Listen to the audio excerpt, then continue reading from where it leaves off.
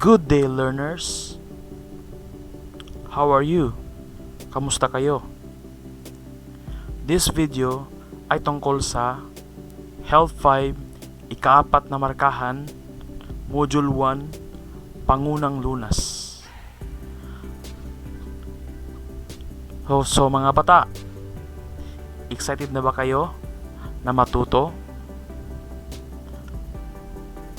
Okay, kung sa gayon, simulan na natin.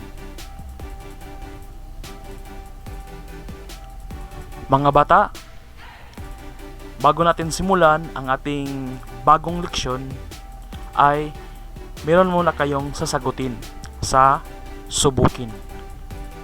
Okay? Handa na ba yung mga papel dyan, mga bata, at lapis? Kung sa gayon, simulan na natin. Okay, subukin. Panuto. Piliin ang titik ng tamang sagot. Isulat ang sagot sa iyong sagutang papel. Unang bilang, number 1. Ang blank ay ang pagbibigay ng pangunahing tulong, kalinga at pangangalaga sa mga taong napinsala ng sakuna o karamdaman. A. Pangunang lunas. B. Pagpapanatili ng buhay. C. Pagtaguyod sa paggaling. D. Pananggalang sa sarili. So mga bata, ano ang inyong sagot sa number 1? Okay, kung nakapili na kayo, okay, pagpatuloy natin sa number 2.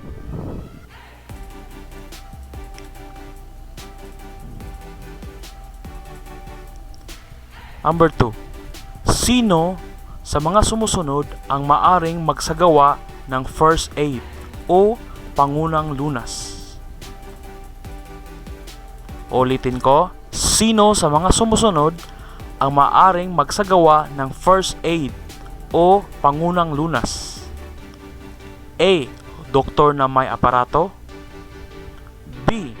Nurse na may mga dalang gamot. C. Guro na may sapat na kasanayan. D. Karaniwang tao na may wastong kaalaman. Okay. Ano ang inyong sagot, mga bata? Nakapili na ba kayo?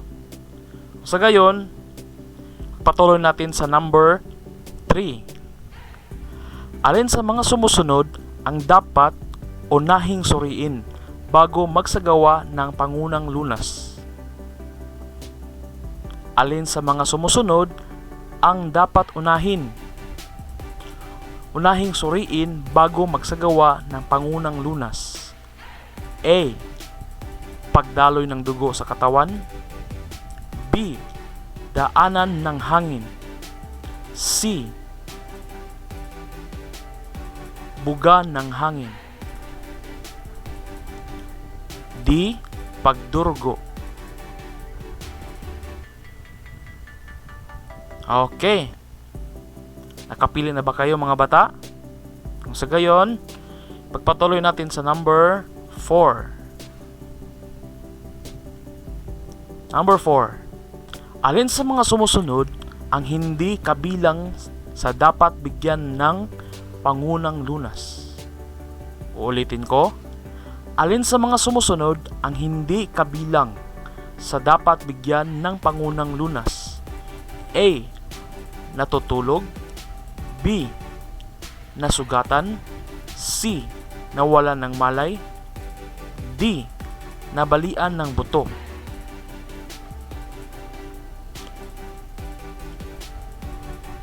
Okay, nakapili na ba kayo? Ipagpatuloy natin sa number 5.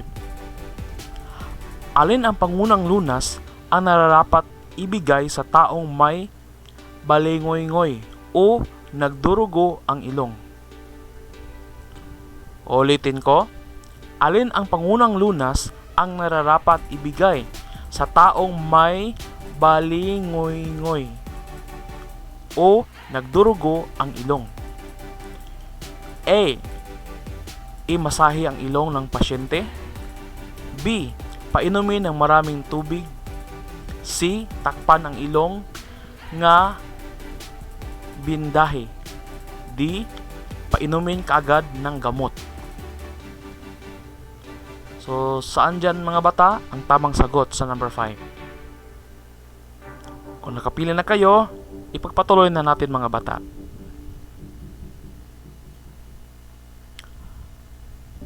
Number 6. Mahalaga ang pagbibigay ng pangunahing lunas sa taong nangangailangan upang blank. Mahalaga ang pagbibigay ng pangunang lunas sa taong nangangailangan upang blank. A. Maging sikat. B. Maisalba ang buhay. C. Makatulong sa mga doktor. D. Masigurado ang bisa ng gamot. Okay? Tapos nang pumili mga bata. Pagpatuloy natin sa number 7. Kung ang panlunas sa nagtatae na ABC ay avocado, bayabas, kaimito, sa first aid ito ay nangangahulugang blank. Kung ang panlunas sa nagtatae na ABC ay avocado, bayabas, kaimito, sa first aid ito ay nangangahulugang blank. A. Animal bite center. B. Anemia blood causes. C. Airway breathing circulation. D. All body masses. Okay, proceed tayo sa number 8. Ang mga sumusunod ay ang tatlong pangunahing layunin ng pangunang lunas maliban sa isa. Ang mga sumusunod ay ang tatlong pangunahing layunin ng pangunang lunas maliban sa isa. A. Pagbibigay ng gamot. B. Pagpapanatili ng buhay. C. Pagtaguyod sa paggaling. D. Pag-iwas sa paglala ng pinsala. Okay, nakapila na ba kayo ng tamang sagot sa number 8? Let's proceed to number 9.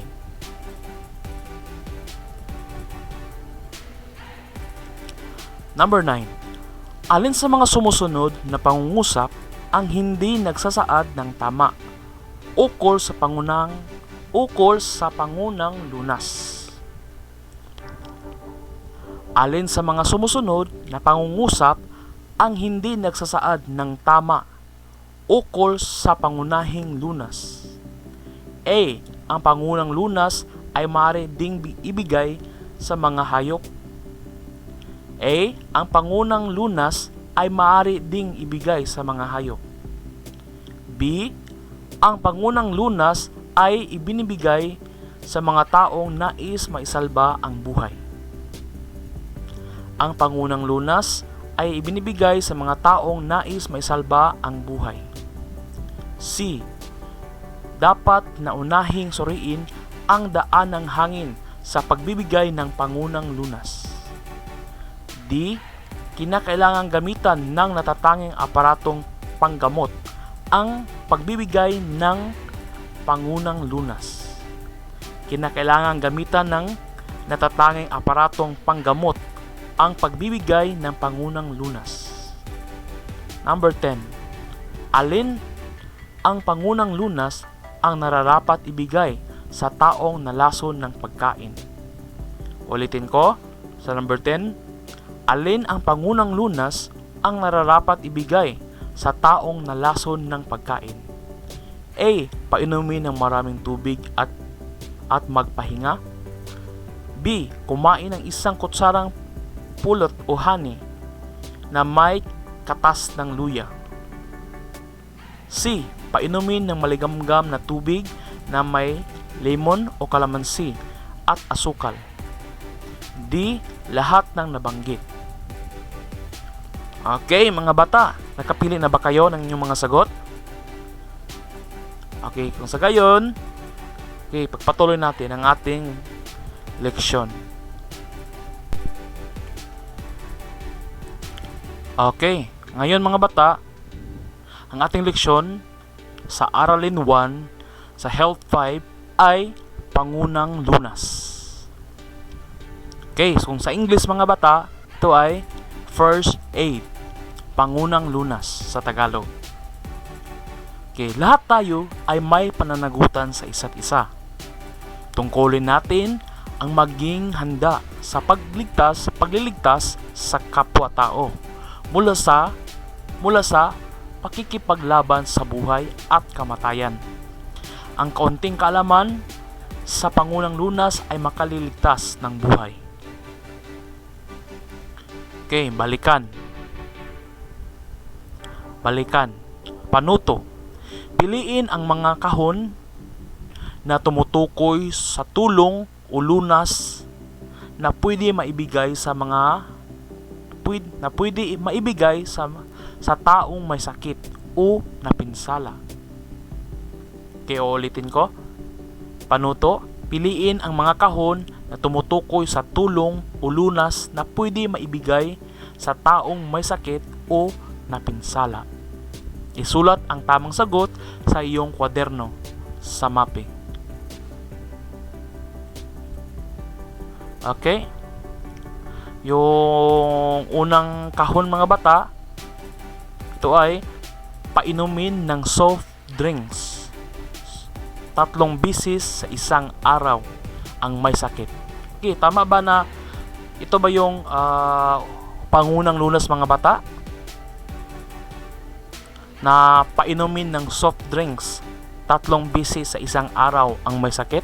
Ito ba ay dapat piliin? Okay, pangalawang kahon mga bata, bigyan ng maraming pera. So ito ba yung Pangunang Lunas mga bata? Bigyan ng maraming pera. Kung may may sakit o napinsala siya o na-injured siya or nasamad siya mga bata. So bigyan ba ng maraming pera? So ito ba yung tamang kahon? Ito ba yung tamang piliin ninyo na kahon mga bata? Okay, pangatlong kahon. Ito ay punasan ng basang tuwalya ang katawan ng may lagnat. Punasan ng basang tuwalya ang katawan ng may lagnat. So trapuhan og basa nga tuwalya ang lawas sa naay kanang nahilanat mga bata. So kani ba ang sakto? Ito ba yung tamang kahon o tamang kahon na pipiliin ninyo para sa unang Pangunang Lunas o First Aid? Okay, dito naman tayo sa pang-apat na kahon. Dalhin sa pinakamalapit na ospital. So kung may sakit mga bata or na-injured siya, may siya, samad mga bata. So dalhin sa pinakamalapit na ospital. Ito ba yung tamang kahon na pipiliin ninyo para sa Pangunang Lunas mga bata? Okay, proceed tayo sa kalimang kahon. Ito ay painumin ng angkop na gamot ang may karamdaman. Painumin ng angkop na gamot ang may karamdaman. So paimnon siya og kanang saktong tambal ba? Saktong tambal nga para sa iyang gibati niya, sa iyang naramdaman niya. So mao ba na ang first aid or Pangunang Lunas mga bata sa katunay sakit or napinsala, na injured or nasamad? So magpili lang kayo dito sa 5 kahon. So pipiliin ninyo yung mga tulong o lunas na pwedeng maibigay sa taong may sakit o napinsala o na-injured sa English pa. Okay? Ngayon, pagpatuloy natin sa tuklasin mga bata. Tuklasin. Tignan ang mga larawan. Ano ang ginagawa ng mga nasa larawan? Paano ito makatutulong sa tao? Naranasan mo na bang makatulong sa kapwa mo? Okay, nakatesting na ba mo nga makatabang sa tao? Sa kapwa tao. Nakatry na mo og Kani. So sa picture yang murag yang kisa niya. So gamit siya kanang bitong malumos. No, CPR. Yang ba bumbag hangin. Then kaning ikaduha nga picture mga bata, pangalawang picture. To ay nasamad siya, nagdurugo. No, yung braso niya na may dugo o nagdurugo siya mga bata. So tinakpan niya, no? Tinakpan niya ng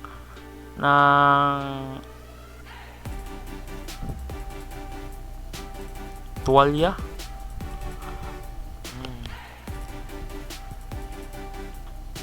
Tuwalya. O towel. Hand towel mga bata. Okay, hindi tuwalya pala. Hand towel. So tinakpan niya ng hand towel yung nagdurugong braso. Okay, ito naman mga bata. Ito, yung parang nakahiga, parang walang malay. Marawala sa buot ang tao. Nawadaan siya o panimuot. Nawala ng malay. Tapos gikuan na yung dughan, no? Tawag ani nga nang maragi ko na yung dughan niya. Para mo response siya, para mo kuan ang yung heart niya. So nakatesting na mo ni mga bata. Okay. Pagpatuloy natin mga bata. Okay, dito tayo sa suriin. Suriin. Ang pangunang lunas, first aid, ay ang pagbibigay ng pangunahing tulong, kalinga at pangangalaga sa mga taong napinsala dahil sa sakuna o karamdaman. Ang tatlong pangunahing mga layunin ng pangunang lunas na mas kilala bilang 3P, tatlong P, ay ang mga sumusunod. Ang unang P ay pagpapanatili ng buhay, preserve life. Pangalawang P ay ang pag-iwas mula sa pagkakaroon ng mga dagdag na pinsala o pag-iwas sa paglala ng kapinsalaan o karamdaman. Prevent further injury or illness. At pangatlong P ay ang pagtataguyod sa paggaling. Promote recovery. So, ngayon mga bata, alam na ninyo ang tatlong P, no? Tatlong pangunahing mga layunin ng pangunang lunas. Okay? Okay, pagpatuloy natin mga bata. Dito tayo sa mga pangunahing kasanayan sa pagbibigay ng pangunang lunas.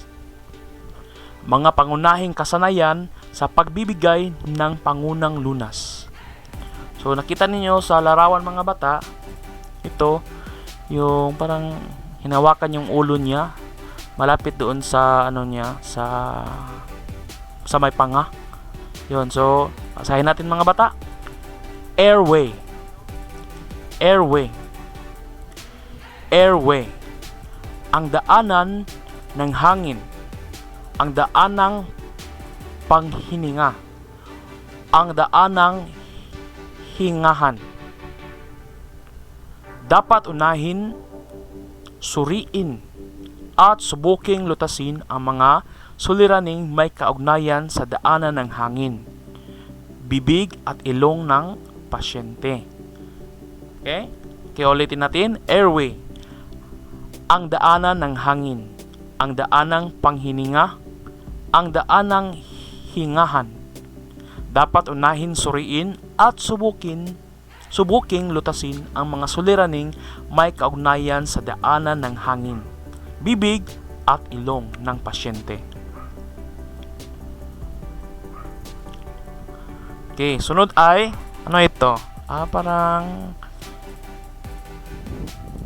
Parang chinek niya yung bibig, yung ilong. Okay, basahin natin, breathing. Buga ng hangin. Bantayan ang katangian ng paghinga. Breathing. Buga ng hangin. Bantayan ang katangian ng hangin. Sorry. Bantayan ang katangian ng paghinga. Okay. Okay, ang susunod ay hinawakan niya yung pulso. Yung nasa kamay mga bata. Yung pulso, hinawakan niya. So, circulation. Sirkulasyon o pagdaloy ng dugo sa katawan. Suriin at subukin, sugpuin ng tagapaglunas ang anumang suliranin at pinsala na may kaugnayan sa sirkulasyon, pagdaloy at pag-ikot ng dugo sa katawan. Circulation, sirkulasyon o pagdaloy ng dugo sa katawan. Suriin at subukin, sugpuin ng tagapaglunas ang anumang suliranin at pinsala na may kaugnayan sa sirkulasyon, pagdaloy at pag-ikot ng dugo sa katawan.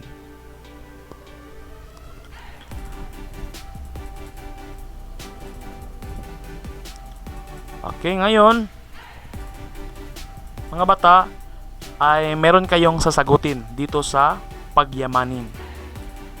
Okay, pagyamanin. So, mayroon kayong sasagutin dito. So, may 5 dapat nyong sagutan. Okay, basahin muna natin ang panuto. Pag-aralan ang mga sitwasyon. Iguhit ang hugis star sa mga sitwasyon na nagpapakita ng kasanayan sa pagbibigay ng pangunang lunas at hugis buwan naman kung ito ay hindi nagpapakita. Ilagay ang inyong sagot sa isang malinis na papel. So, number 1, unahing suriin ang daan ng hangin sa pagbibigay ng pangunang lunas. Number 2, suriin at subuking sugpuin ang anumang suliranin at pinsala na may kaugnayan sa sirkulasyon. Number 3, gumamit ng natatanging aparatong panggamot ang pagbibigay ng pangunang lunas. Number 4, ang pangunang lunas ay ibinibigay sa mga taong nais maisalba ang buhay. At panghuli, number 5, pagbibigay ng gamot ang pangunahing layunin ng pangunang lunas. Okay? Kung tapos na ninyong nasagutan mga bata, ipagpatuloy na natin. So, ang susunod ay sa isip. Panuto.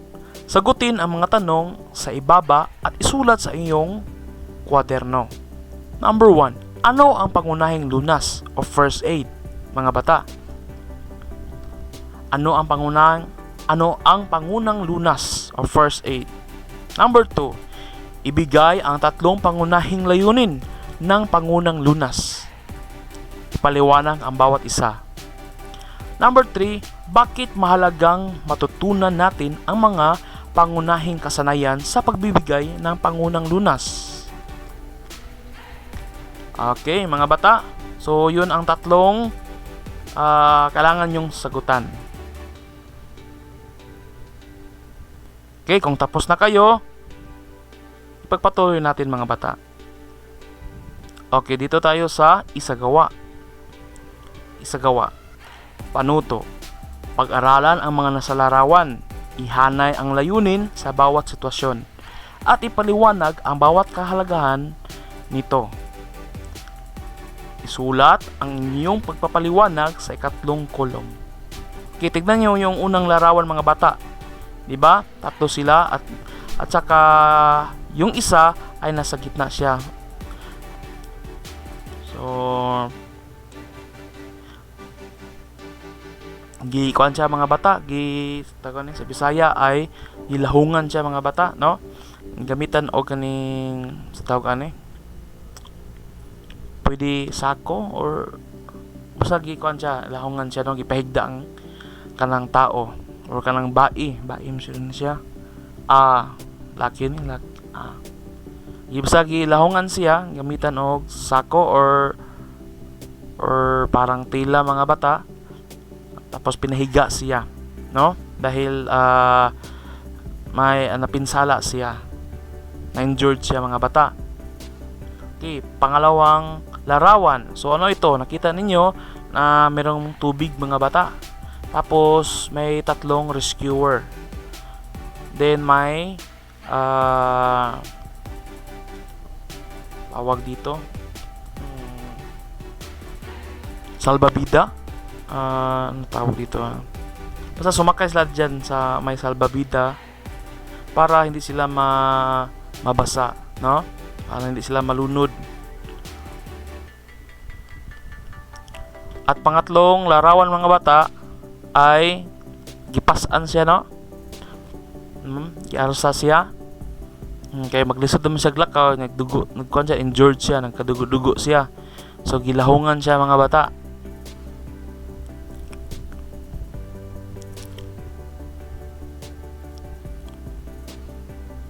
So, ngayon, sa column A, so sitwasyon. So, sa column A ay ito yung mga sitwasyon mga bata. At sa column B, ang layunin niya mga bata. Tuyo niya kung sa Bisaya pa. Then, column C, kahalagahan.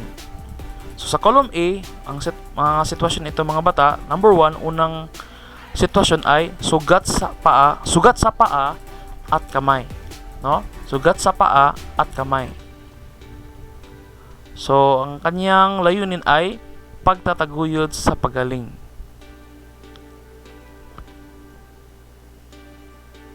Okay, tignan natin.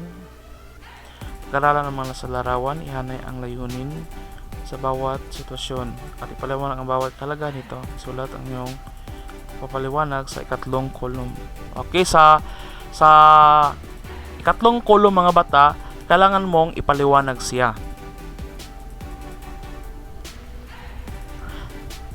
At sa column B, dapat siyang ihanay. Parang ihanay mga bata, imo siyang i-plaster nimo siya ang kanyang tamang sagot. Number 2, sa column A, sitwasyon. Taong nalunod sa baha. So saan dito? No? Saan dito ang kanyang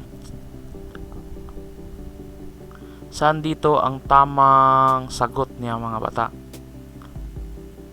Pagpapanatili ng buhay or pag-iwas mula sa pagkakaroon ng mga dagdag na pinsala o pag-iwas sa kapinsalaan at karamdaman.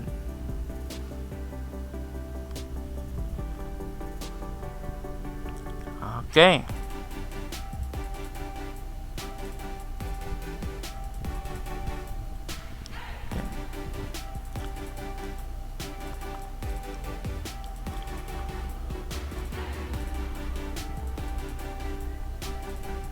Okay, number 3. Taong nabali ang buto sa paa. Number 3, taong nabali ang buto sa paa. So, saan dito ang tamang sagot niya? C, pag-iwas mula sa pagkakaroon ng mga dagdag na pinsala o pag-iwas sa kapinsalaan o karamdaman. Or ito bang B, pagpapanatili ng buhay? A, pagtataguyod sa paggaling.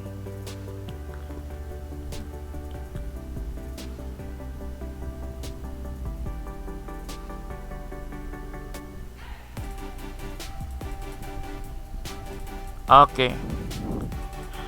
Ngayon, kung tapos na kayong nasagutan ito, ay pagpatuloy na natin sa tayahin.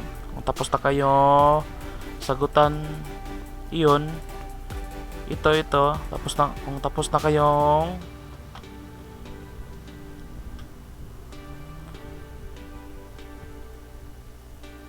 tapos na kayo na nasagutan ito,